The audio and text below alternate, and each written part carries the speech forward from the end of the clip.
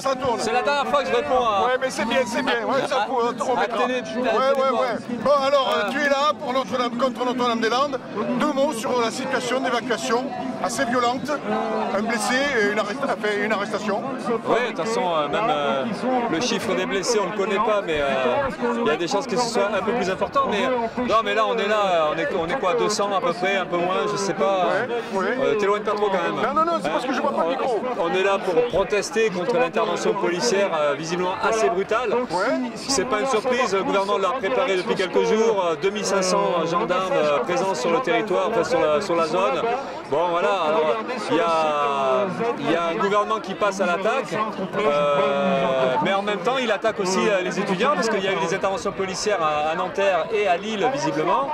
Et en même temps, donc c'est ça qui est terrible, c'est qu'il y a le mouvement social des cheminots et puis de l'ensemble des salariés du public, et puis voilà, puis on discute en ce moment de pas mal de choses, de manifestations et compagnie, et là on voit que le gouvernement il attaque, donc il y a un côté inquiétant quand même. Ça veut dire qu'on a un gouvernement qui semble serein, qui semble sûr de lui, et qui a les moyens de se permettre de faire ça, d'attaquer tous les fronts en même temps.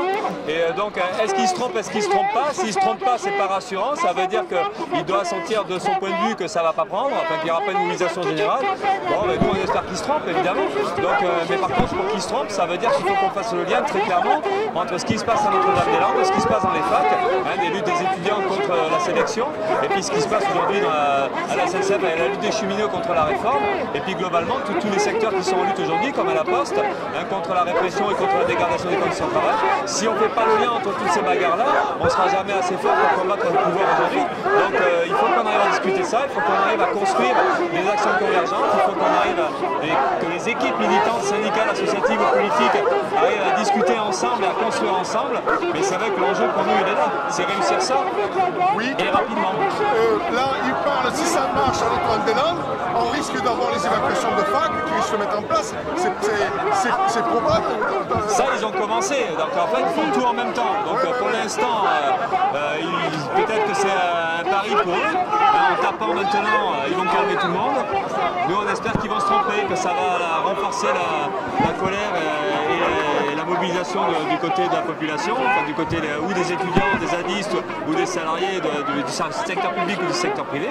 Mais c'est nous, notre problème il est là, c'est-à-dire quoi qu'il arrive, quels que soient les calculs du gouvernement, nous, il faut qu'on discute sérieusement de ce mouvement général à construire, d'une grève générale, mais d'une mobilisation générale. Il faut qu'on discute de ça, il faut qu'on profite des réunions qu'il y a, des AG dans les facs ou ailleurs, des initiatives des uns et des autres, donc on arrive à faire du lien, à coordonner tout ça, à mettre en place un calendrier pour les semaines qui viennent, mais un calendrier de lutte, et avec l'objectif d'une mobilisation générale. Sinon c'est sûr que par le jeu de la division, par le fait que si on est séparés, le gouvernement, il y a des chances qu'il l'emporte dans cette période-là.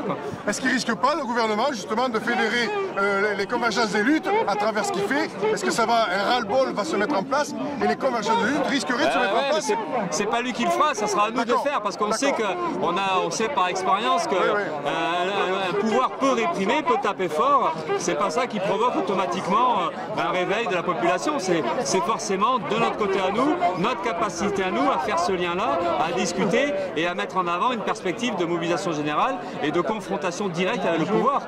Mais ça suppose aussi critiquer, dénoncer des politiques qu'il y a de notre côté de la part des directions syndicales et même parfois de la part de directions politiques qui ont des partitions individuelles et pas du tout dans le sens du tous ensemble. Moi je parle notamment de la politique de la CGT, des dirigeants de la CGT qui ne vont pas trop dans ce sens-là. Donc on a aussi ce problème-là, comment on est confronté à ça et comment on arrive à donner confiance à des équipes militantes à la base pour pouvoir être autonomes et organiser par elles-mêmes des actions convergentes. 2 mots sur Ford, puisque vous êtes dans le combat à Ford. Où en est la situation à Ford? Peux-tu m'éclairer sur la situation? Je ne pense pas que je vais pouvoir éclairer comme ça en quelques secondes, parce que non, mais je vais en parler vite fait. On a évidemment une menace très lourde de liquidation de l'usine d'ici l'année prochaine. En tout cas, Ford, les dirigeants de Ford ont dit clairement qu'ils voulaient partir, qu'ils n'avaient aucune production à nous apporter. Mais comme ils nous aiment bien, ils nous disent qu'ils vont chercher un repreneur qui va reprendre l'usine et et peut-être, après on ne sait pas. Donc en fait, nous, on n'y croit pas du tout. La reprise, c'est foireux, c'est un piège. C'est juste une façon de sous-traiter la fermeture de l'usine, en fait. Ford ne veut pas se salir les mains. Ils vont faire croire qu'il y a la possibilité autrement. Donc nous, on essaie de dénoncer ça. On essaie de mettre la pression sur les pouvoirs publics de manière à ce qu'ils refusent cette solution-là. Mais ça dépendra aussi de la capacité des salariés à Ford de se battre, de mettre la pression, parce que sinon, malheureusement, c'est encore un match qu'on ne gagnera pas. Donc on en est là à chercher à regrouper les collègues les plus déterminés, à essayer de mettre en place des actions. Mais c'est vrai que c'est compliqué là aussi. Donc on a fait des actions plus ou moins importantes et on essaie de résister. Mais au bout du compte, oui, il y a une sérieuse bataille à mener. Et, en tout cas, nous, on ne désespère pas. On se dit qu'il y a la possibilité de sauver cette usine-là. On se dit qu'on a la possibilité de bousculer les pouvoirs publics et de toucher l'opinion publique. Donc voilà, c'est un peu tout ça qu'on essaie de faire et on verra au bout du compte. Le sénateur parle justement qu'il est scandalisé de voir qu'on a donné des subventions. Le sénateur ? Oui, le sénateur de Talence. Alors justement... Casavan ? Oui, voilà.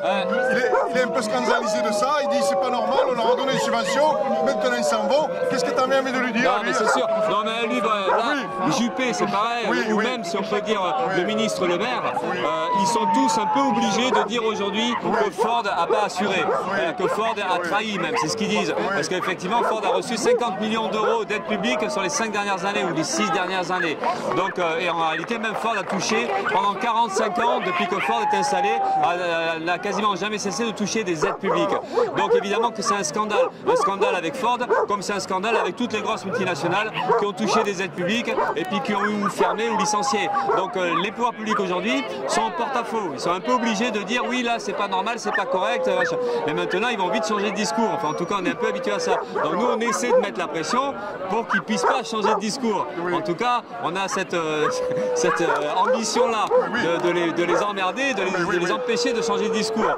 Mais c'est vrai que l'attitude de Ford, c'est comme l'attitude de la part des patrons et des gros patrons. Hein, c'est ça, c'est en fait c'est du détournement d'argent public, c'est du vol d'argent. Alors nous, ce qu'on essaie d'expliquer, c'est que Ford n'a pas le droit de partir comme ça, mais parce qu'en réalité, même l'usine, elle est en partie publique, de fait, par les dizaines de millions d'euros et de francs qui ont été distribués depuis des années. Donc c'est ce qu'on essaie d'expliquer, c'est qu'en fait, Ford, on ne reconnaît pas le droit à Ford de partir, on ne reconnaît pas sa légitimité à prendre cette décision-là. Donc on considère que les pouvoirs, l'État, les pouvoirs publics, l'État, la population et les salariés ont eux le droit à empêcher ce départ-là. Voilà, et d'obliger Ford à continuer de maintenir l'activité. Donc c'est ce qu'on essaie de faire, c'est ce qu'on essaie de discuter, de se mettre dans une position où la légitimité est de notre côté, pas de la leur.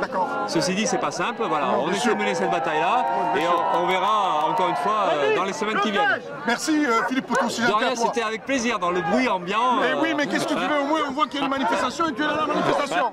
Fais-le bien. Au revoir. Allez, à la prochaine.